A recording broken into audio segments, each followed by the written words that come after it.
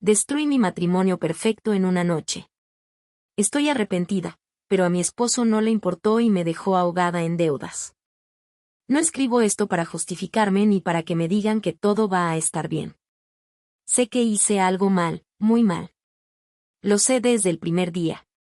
Aún así, necesito consejos para aprender a vivir con las consecuencias, porque siento que mi vida se desmoronó más rápido de lo que mi mente puede procesar. Voy a ir directo al punto.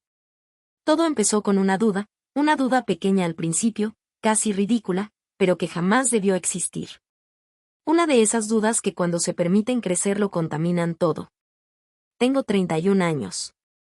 Mi esposo Marino tiene 35. Nos casamos cuando yo tenía 23. No fue un accidente, no fue porque quedé embarazada. No fue presión familiar ni miedo a quedarnos solos. Fue una decisión fría, pensada, aparentemente madura. Ambos creíamos, con total convicción, que éramos la pareja destinada a estar junta. Y durante muchos años lo fuimos. Los primeros años de matrimonio fueron tranquilos, estables, incluso felices.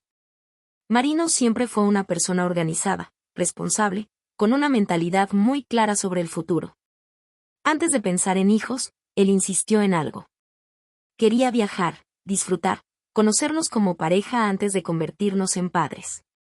Yo estuve de acuerdo. En ese momento me parecía lógico, incluso romántico. Durante 3 años viajamos mucho.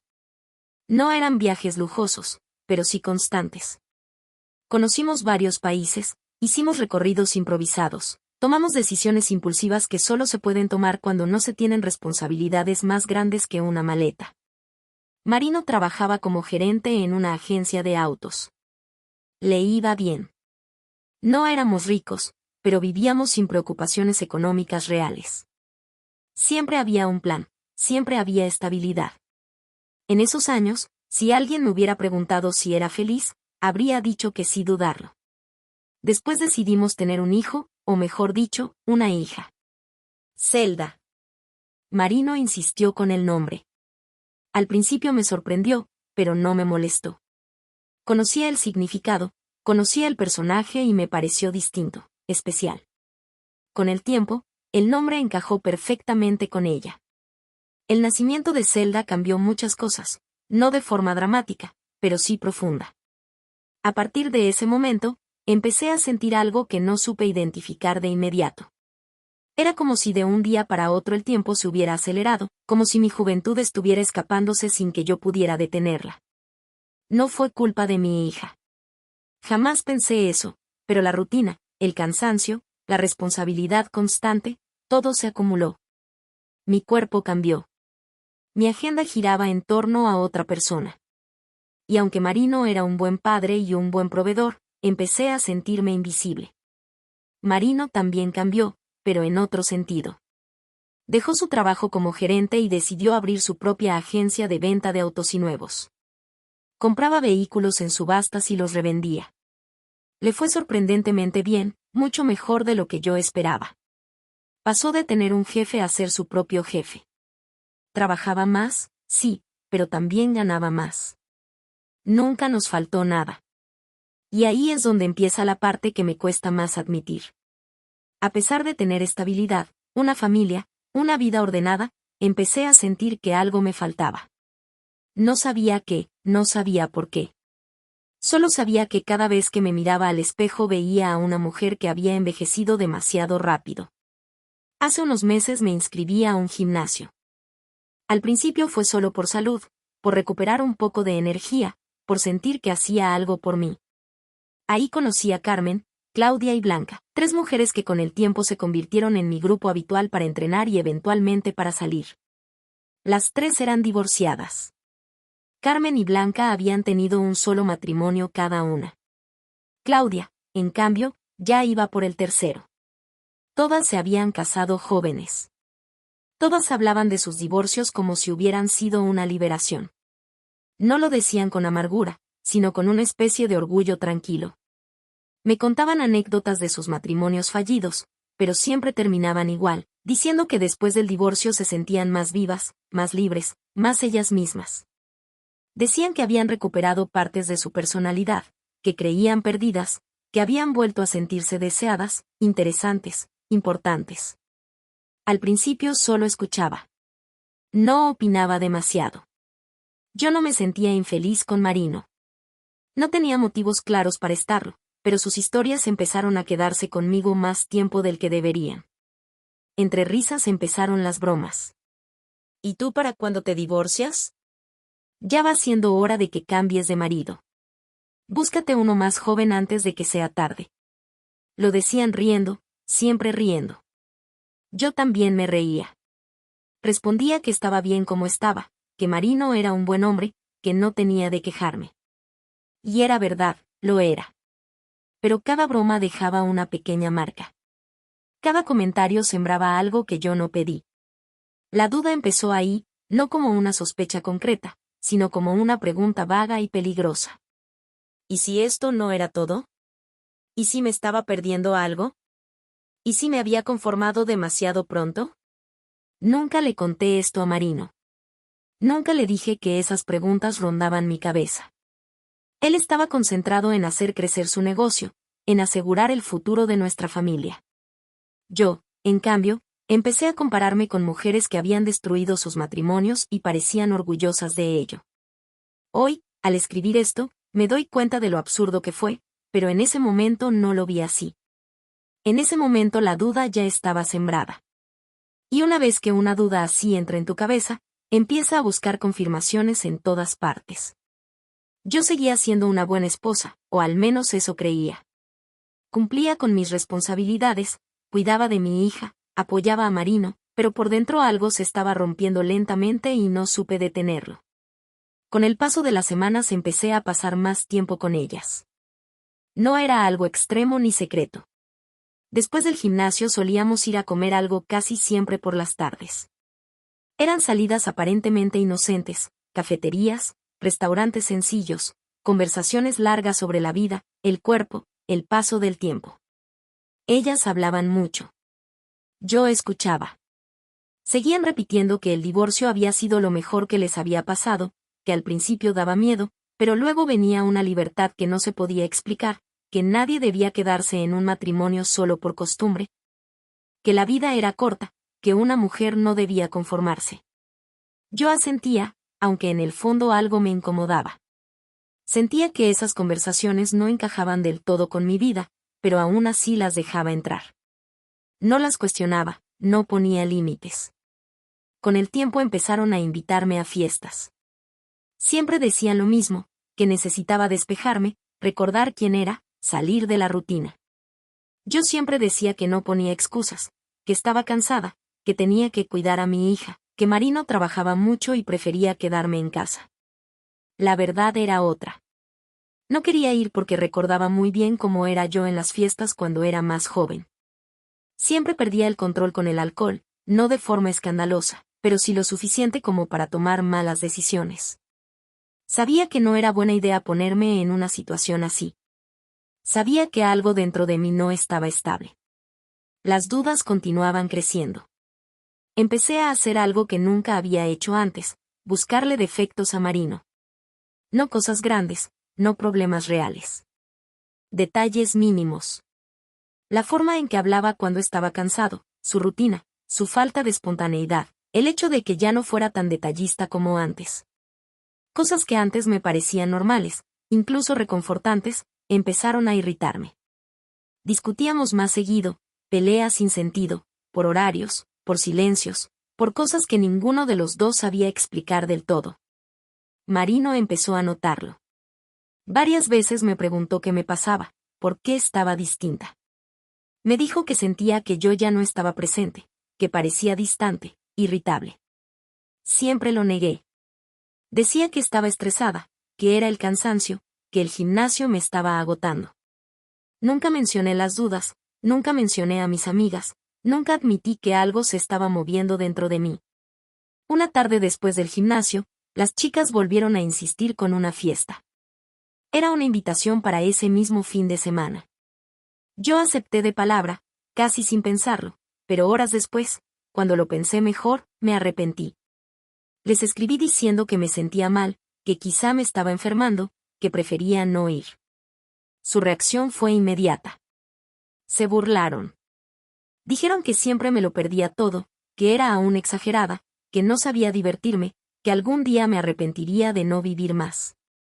No respondí nada más. Esa noche me quedé en casa con Marino y mi hija. Todo parecía normal, pero yo no dejaba de pensar en sus palabras, en la idea de estar perdiéndome algo, en esa sensación constante de estar viviendo una vida que ya estaba escrita y no podía cambiarse. No pasó mucho tiempo antes de que todo se desordenara. Unos días después, Marino y yo tuvimos una pelea absurda. No recuerdo exactamente cómo empezó. Creo que fue por algo relacionado con su trabajo, con un plan que cambió a último momento. Fue una discusión corta, pero tensa. De esas que no se resuelven, solo se enfrían. Esa noche impulsivamente les escribí a las chicas. Les dije que saldría con ellas. Se lo dije a Marino poco después. Él no se opuso, solo me pidió que regresara temprano. Le dije que estaría de vuelta a las 11:30 de la noche. Me miró con una mezcla de sorpresa y alivio. No discutió. Me dijo que estaba bien. Salí de casa a las 8 de la noche. En el auto sentía una mezcla de nervios y emoción que no sabía cómo justificar. Me repetía que solo iba a salir un rato, que no pasaría nada, que no era una mala persona por querer divertirme un poco. Cuando llegué con ellas, me recibieron como si hubiera tomado una decisión importante. Me felicitaron. Dijeron que por fin había aceptado una cita, aunque yo nunca lo vi así. Para mí era solo una salida. Fuimos a un antro. Música alta, luces, gente desconocida. Hacía años que no entraba a un lugar así. Al principio me sentí fuera de lugar. Mi cuerpo estaba tenso, mi mente alerta. La fiesta empezó bien. Bebí poco. Hablaba, sonreía, pero estaba nerviosa. Sentía que algo no encajaba, como si estuviera en un escenario que no me correspondía. Entonces, Claudia dijo algo que me hizo sentir un vacío en el estómago. Ojalá haya venido el chico. Las otras dos asintieron como si supieran exactamente de qué estaba hablando. Yo las miré confundida. ¿De quién hablan?, pregunté. Se miraron entre ellas y sonrieron. Entonces me explicaron. Dijeron que habían conocido a un chico hacía unos días, que lo habían visto varias veces, que según ellas cumplía con mis estándares, que era atractivo, seguro, más joven que Marino. Dijeron que querían ver si yo todavía tenía la habilidad para conocer a alguien nuevo, si no la había perdido por estar casada tantos años. Me quedé en silencio. Luego agregaron algo que me dejó helada. Ya le habían mostrado fotos mías. Dijeron que él había dicho que le gustaba, que tenía curiosidad por conocerme, que parecía interesado.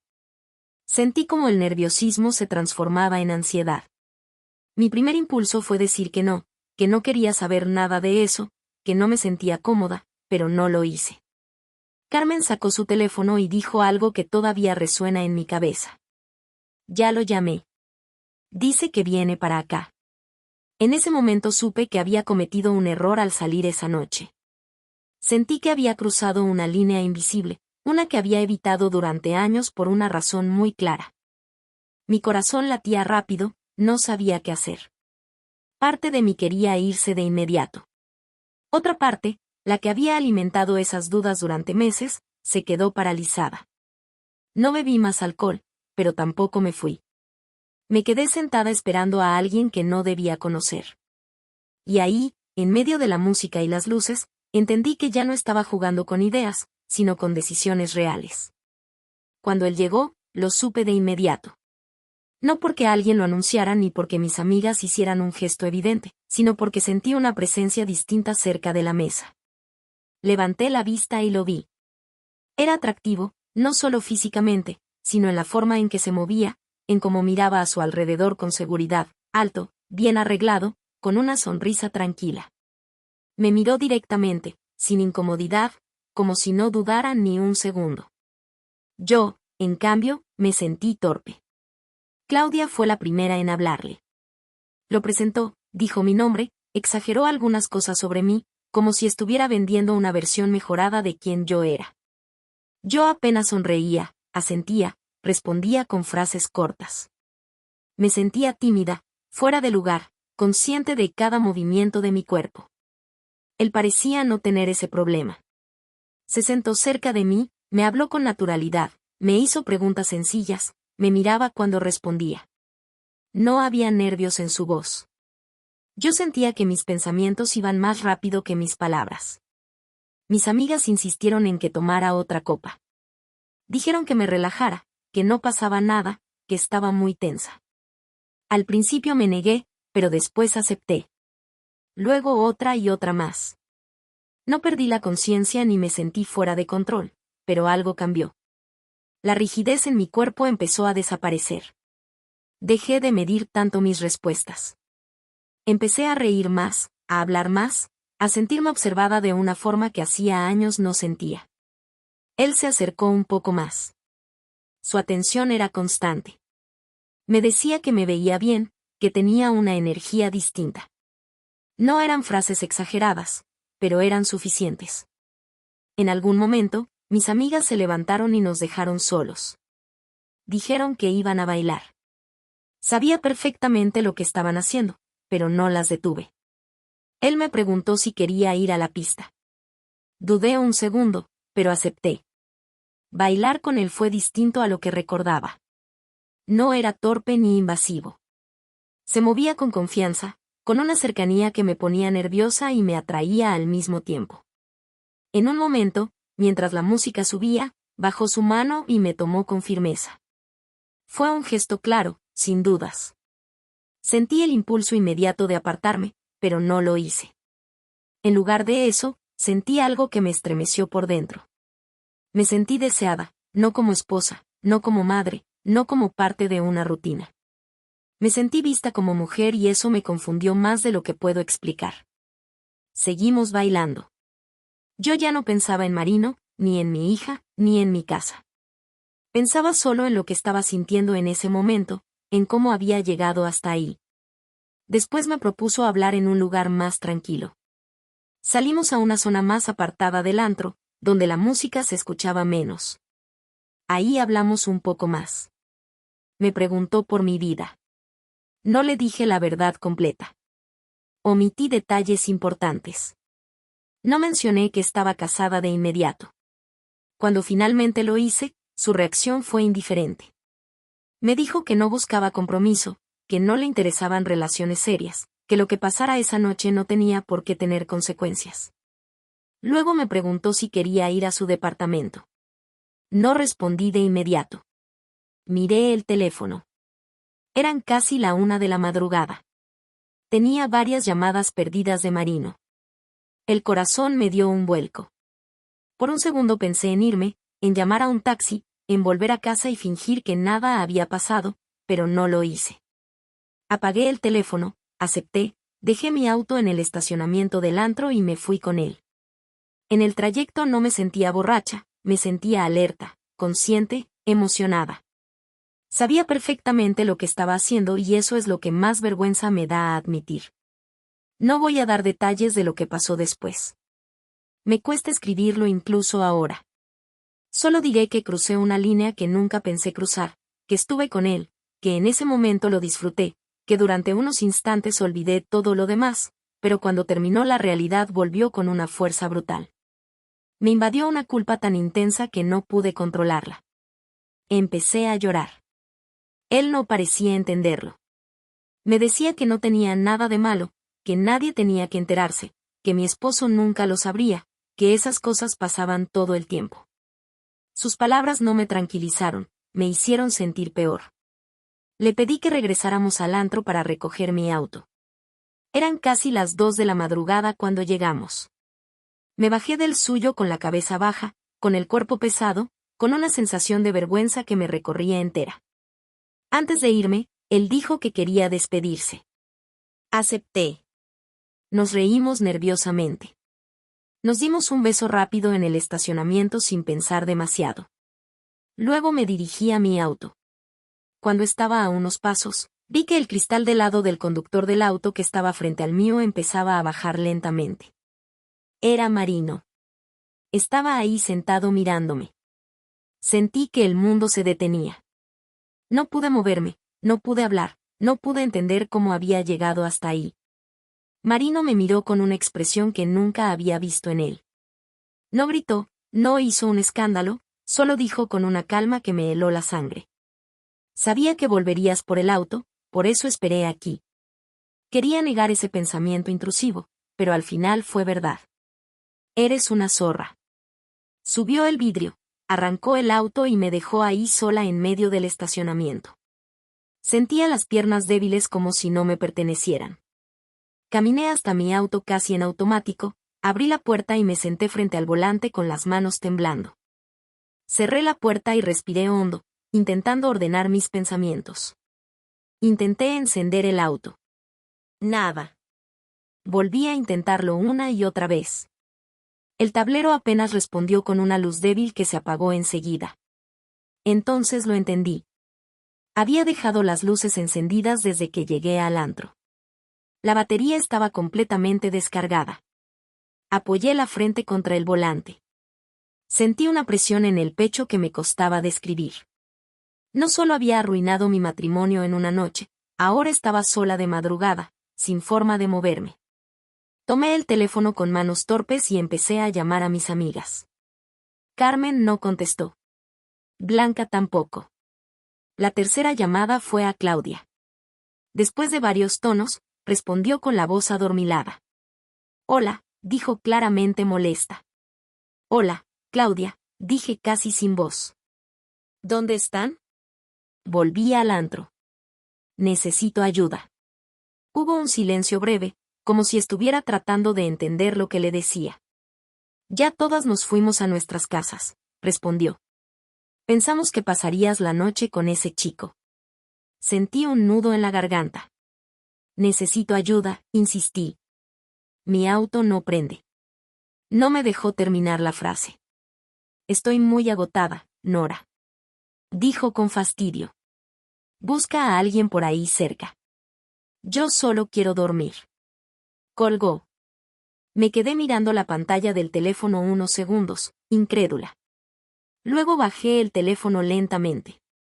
No volví a llamar a nadie más. En ese momento entendí algo que había ignorado durante meses. Para ellas yo nunca fui una prioridad, solo una distracción. No tenía otra opción. Pedí un Uber y me fui a casa. Durante el trayecto no lloré.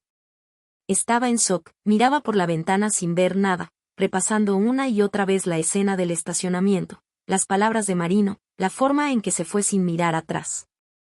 Cuando llegué a la casa, el conductor me deseó buena noche sin saber que para mí no tenía nada de buena. Intenté abrir la puerta, no pude. Volví a intentarlo. Probé con calma, luego con desesperación. Todas las cerraduras estaban aseguradas. Tenía llaves de casi todo, pero había un seguro que jamás usábamos, uno que solo podía cerrarse desde dentro y cuya llave solo tenía Marino. Golpeé la puerta. Primero suave, luego más fuerte. Dije su nombre. Grité. Nadie respondió. La casa estaba completamente en silencio. Me senté en el piso de la entrada, apoyada contra la puerta, con la espalda encorvada y los brazos rodeando mis piernas. Ahí me quedé. No sé cuánto tiempo pasó. El frío del suelo se filtraba a través de la ropa. No dormí realmente. Solo cerraba los ojos por momentos con la cabeza llena de pensamientos que no podía controlar. Cuando amaneció, escuché movimiento dentro de la casa. La puerta se abrió finalmente. Marino no me miró. Entré sin decir nada. No cruzamos palabra. Él se preparó para llevar a Zelda a la escuela como cualquier otro día. Yo me quedé sentada en la sala sintiéndome una extraña en mi propia casa. Cuando regresó, cerró la puerta con firmeza. Ahí empezó la discusión. Fue una discusión dura, desordenada, llena de gritos. Yo intenté hablar, explicar, pedir perdón. Él no quiso escuchar detalles. Dijo que no le interesaban las explicaciones, que lo que había visto era suficiente. Me dijo que me iba a quitar todo. Me recordó algo que yo misma había aceptado años atrás sin pensar demasiado. Nos habíamos casado por bienes separados. Legalmente podía hacerlo. Yo no trabajaba de forma fija, de vez en cuando maquillaba de manera profesional, pero no era un ingreso constante. Marino pagaba absolutamente todo, la casa, los servicios, el auto, las tarjetas, y ahí vino la parte que más miedo me dio. Yo tenía deudas, muchas más de las que él sabía. Ropa, compras impulsivas, el auto a mi nombre.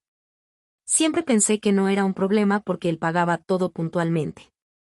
Marino me dijo que no pagaría nada más, que nos divorciaríamos, que esa casa era suya, que tenía que irme. No discutí más, no tenía fuerzas. Empaqué algunas cosas básicas y me fui a casa de mis padres.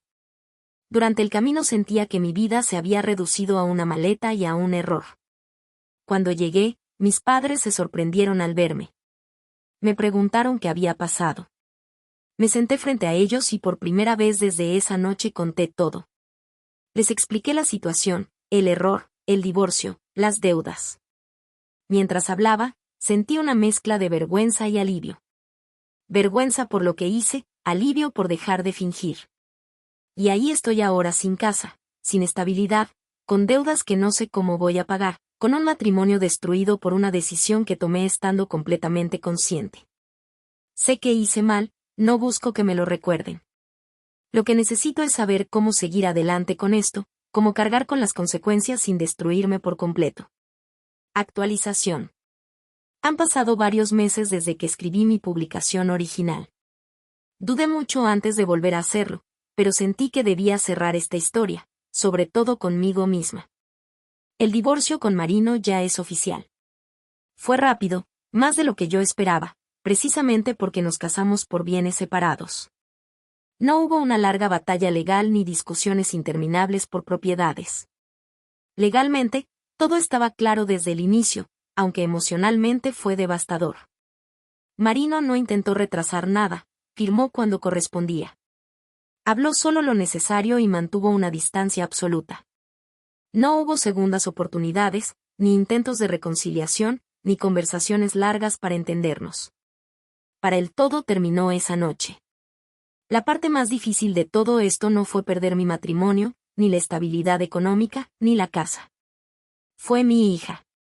Cuando llegó el momento de hablar con Zelda, sentí un miedo que nunca había experimentado. Marino y yo acordamos que yo le diría la verdad sin detalles innecesarios, pero sin mentiras. No quería que creciera con una versión falsa de lo que ocurrió. Le expliqué que había cometido un error muy grave, que había lastimado a su papá, que por mi culpa nuestra familia ya no estaría junta como antes. Zelda me escuchó en silencio. No lloró, no gritó, solo me miró con una expresión que todavía me persigue. Me dijo algo que me rompió por dentro. Me dijo que yo era su heroína, que quería ser como yo cuando fuera grande y que ahora me odiaba. Luego dijo que quería vivir con su papá. No intenté convencerla de lo contrario. No tenía derecho. Marino aceptó de inmediato que ella viviera con él. Yo la veo algunos fines de semana, pero nuestra relación cambió por completo. Ya no me cuenta todo. Ya no busca mi abrazo de la misma forma.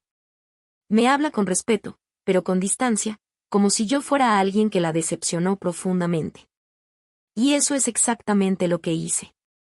En lo económico, la realidad fue tan dura como advertí en mi primera publicación. Conseguí trabajo como cajera en una tienda.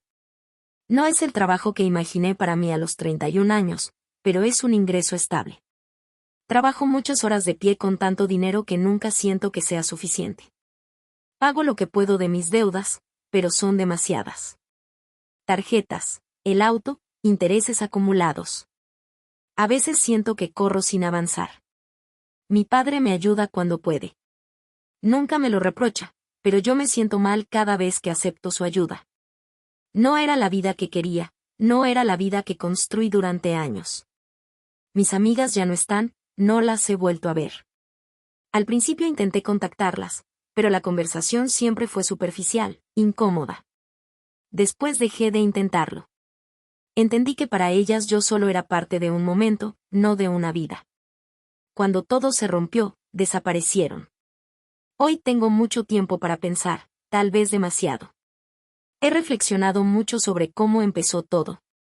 No fue una noche, no fue el alcohol, no fue el chico. Fue permitir que una duda creciera sin cuestionarla. Fue comparar mi vida con la de otras personas sin entender el precio que ellas también pagaron. Fue buscar emoción donde ya había estabilidad. Fue confundir rutina con infelicidad. Aprendí de la forma más dura que no todas las prisiones son malas y que no toda libertad vale lo que cuesta. No escribo esto esperando compasión, tampoco perdón. Escribo porque si alguien lee esto y se reconoce en esa duda inicial, en esa sensación de me estoy perdiendo algo, ojalá se detenga a tiempo. Yo no lo hice. Hoy vivo con las consecuencias. Trabajo, hago, espero, intento reconstruirme desde un lugar mucho más humilde del que jamás imaginé. Extraño a mi hija todos los días y cargo con la certeza de que hay errores que no se reparan, solo se aceptan.